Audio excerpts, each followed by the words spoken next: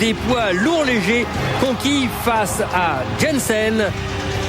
Combat en Allemagne face à l'Allemand Marco Huck. Montrose Huck, le 20 septembre sur Canal+ Sport à 22h. Le pari de Kelly Pavlik, battre pour la première fois avant la limite cet homme, Bernard Hopkins.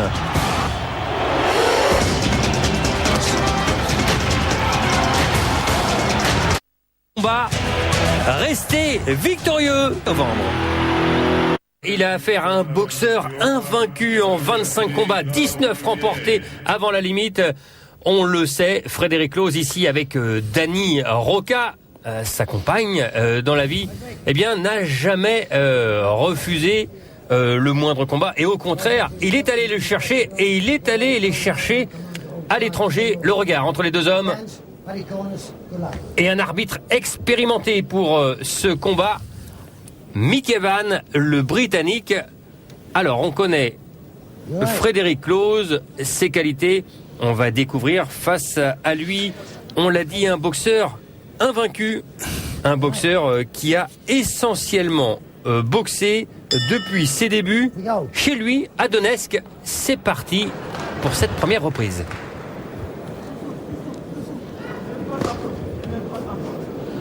Dans une ambiance totalement ukrainienne. Feutré un peu. Dans un premier temps, ça va être le cas, je pense, pour Fred. Ah non, il part un peu plus vite que d'habitude. Il est plus grand, encore une fois, et c'est pas rare. À chaque fois qu'il a des adversaires très souvent plus petits que lui.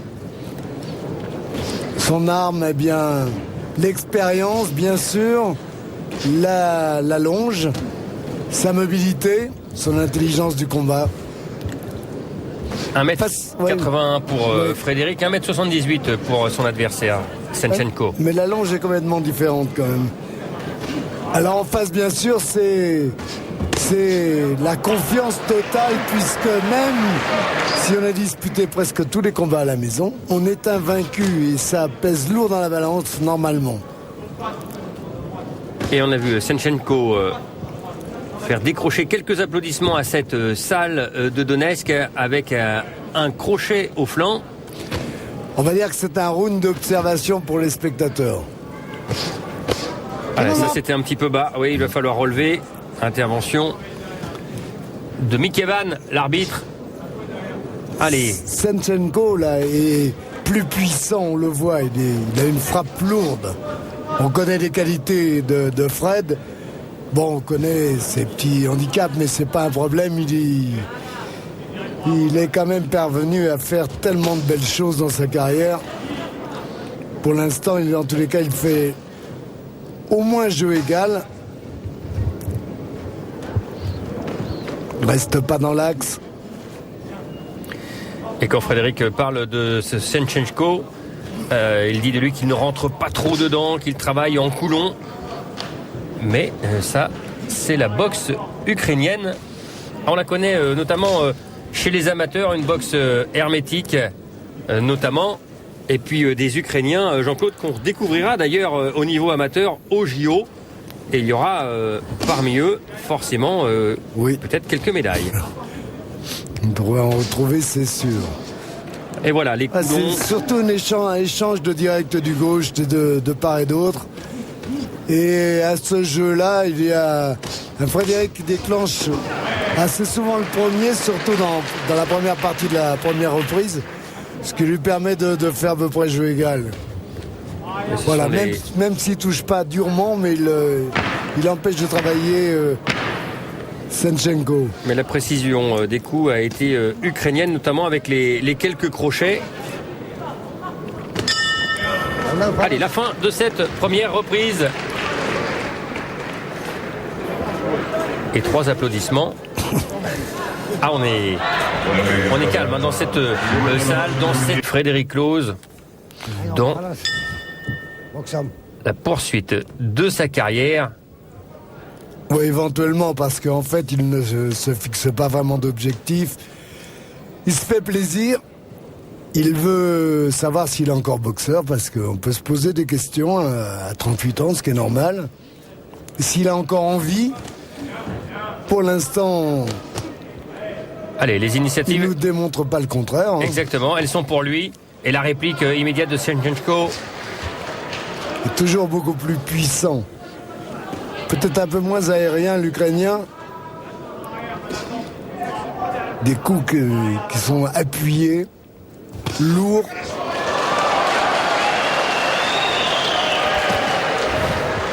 Et toujours ce travail du bras avant du côté de Frédéric. Voilà, doublé, triplé du gauche.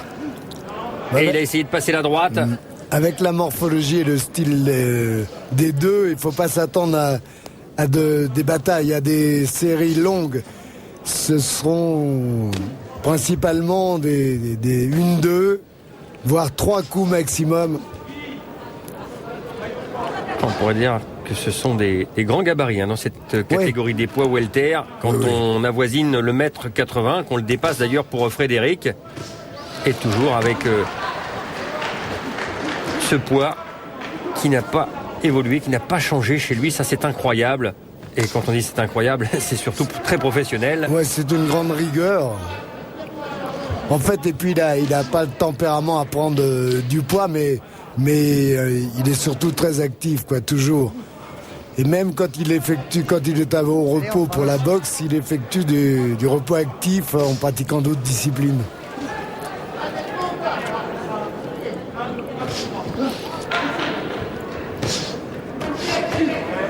On va essayer de varier, essayer de feinter et surtout pas se faire contrer. Parce que c'est vrai que cet Ukrainien ne se livre pas trop finalement et qu'il est loin d'être maladroit, qu'il est fort physiquement. Alors attention à ne pas se jeter. Et qui a effectué son dernier combat le 25 mars de cette année. Combat qui a été gagné très rapidement. Ouais, une belle droite. Belle droite, même si elle est accompagnée par Frédéric Claus qui a perdu son protège-dents. Ah non, c'est pas lui. C'est le contraire.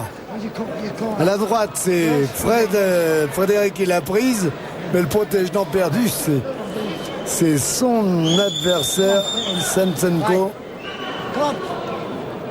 Qui avait touché là sur cette accélération. Ah ouais, le 1-2, c'était bien fait. Hein. Simple, propre.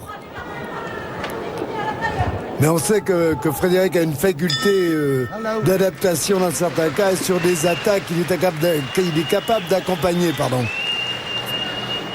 Allez, cette accélération et cette précision, elle permet à l'Ukrainien d'emporter la reprise. Oui. Fred, quand tu avances, c'est là qu'il est en difficulté. Tu vois ces déclenchements, regarde-le dans les yeux. Ok? Quand tu avances, tu fais marche avant pour de bon. Ah ouais. Elle est accompagnée heureusement. Hein. Faut pas sur ta droite. Tu ne mets jamais ta droite toute seule. Tu sais ce que tu tombes dessus.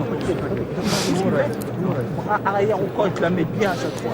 L'expérience, bien sûr, favorable à Frédéric. Hein. Avec 46 combats, 41 victoires, 41 victoires, oui, et 5 défaites. 7 championnats de France, 6 championnats d'Europe, un championnat du monde. C'était le 8 mars du côté du Canet, dans cette belle ville du Canet. Ah oui, qu'on est bien là-bas, on est bien reçu. Quelle belle carrière finalement. Allez, c'est parti pour la 3e reprise. Et donc même là, s'il y a un titre mineur, on va dire, c'est surtout pour accéder dans les classements. C'est un combat international important.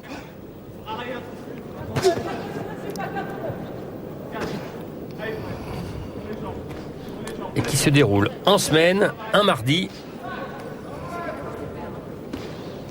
C'est bien, ça désaxe bien. Fred, il ne reste pas dans l'axe. Bouge bien du buste. Voilà. Très bien ça. Permet pas à Shevchenko d'armer, de pouvoir le toucher trop durement, quoi, pour l'instant. Et le meilleur, c'est l'attaque comme il le fait quand il s'impose comme patron dans le ring.